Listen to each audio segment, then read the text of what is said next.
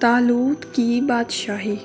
بنی اسرائیل کا نظام یوں چلتا تھا کہ ہمیشہ ان لوگوں میں ایک بادشاہ ہوتا تھا جو ملکی نظام چلاتا تھا، اور ایک نبی ہوتا تھا جو نظام شریعت اور دینی امور کی ہدایت و رہنمائی کیا کرتا تھا۔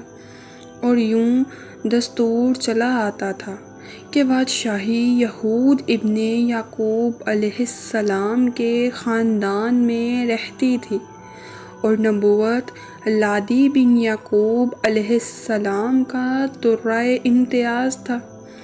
حضرت شمویل علیہ السلام جب نبوت سے سرفراز کیے گئے تو ان کے زمانہ میں کوئی بادشاہ نہیں تھا، تو بنی اسرائیل نے آپ سے درخواست کی کہ آپ کسی کو ہمارا بادشاہ بنا دیجیے، تو آپ نے حکم خداوندی کے مطابق طالوت کو بادشاہ بنا دیا، جو بنی اسرائیل میں سب سے زیادہ طاقتور اور سب سے بڑا عالم تھا، لیکن بہت ہی غریب و مفلس تھا۔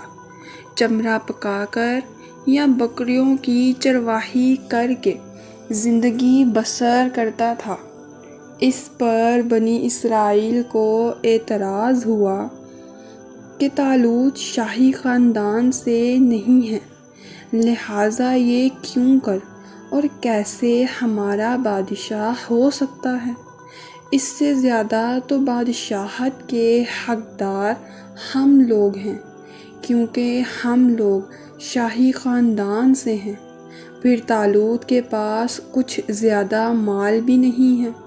ایک غریب مفلس انسان بھلا تخت شاہی کے لائق کیوں کر ہو سکتا ہے؟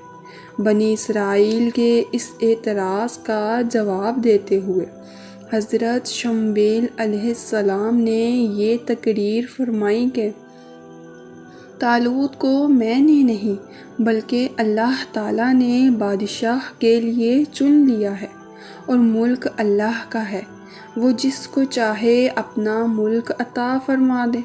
اور اگر طالوت کے پاس مال و دولت نہیں تو کیا ہوا؟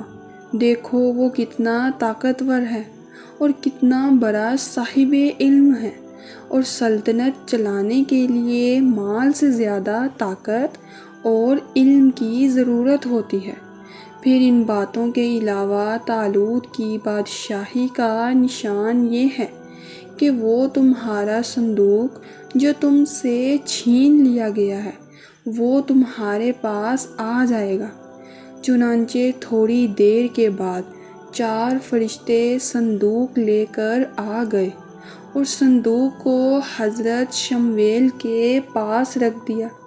یہ دیکھ کر تمام بنی اسرائیل نے طالوت کی بادشاہی کو تسلیم کر لیا، اور آپ نے بادشاہ بن کر نہ صرف انتظام ملکی کو سنبھالا بلکہ بنی اسرائیل کی فوج بھرتی کر کے قوم عمالقہ کے کفار سے جہاد بھی فرمایا۔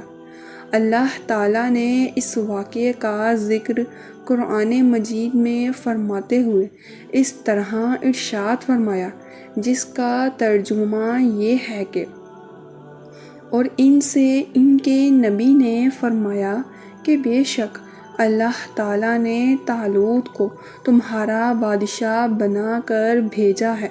ان لوگوں نے کہا ہم پر اس کی بادشاہی کیوں کر ہوگی، حالانکہ ہم اس سے زیادہ بادشاہی کے مستحق ہیں، اور اس سے مال میں بھی وسعت نہیں دی گئی ہے۔ آپ نے فرمایا کہ اس کو اللہ نے تم پر چن لیا ہے، اور اس کو علم اور جسم میں کشادگی دی ہے، اور اللہ اپنا ملک جس کو چاہے عطا فرما دے، اور اللہ وسعت والا اور علم والا ہے۔ اور ان سے ان کے نبی نے فرمایا کہ اس کی بادشاہی کی نشانی یہ ہے کہ آ جائے گا تمہارے پاس وہ صندوق جس میں تمہارے رب کی طرف سے دلوں کا چین ہے، اور حضرت موسیٰ و ہارون کے ترکہ کی بچی ہوئی چیزیں ہیں جس کو فرشتے اٹھا کر لائیں گے۔ بے شک اس میں تمہارے لیے بہت بڑی نشانی ہے اگر تم ایمان رکھتے ہو۔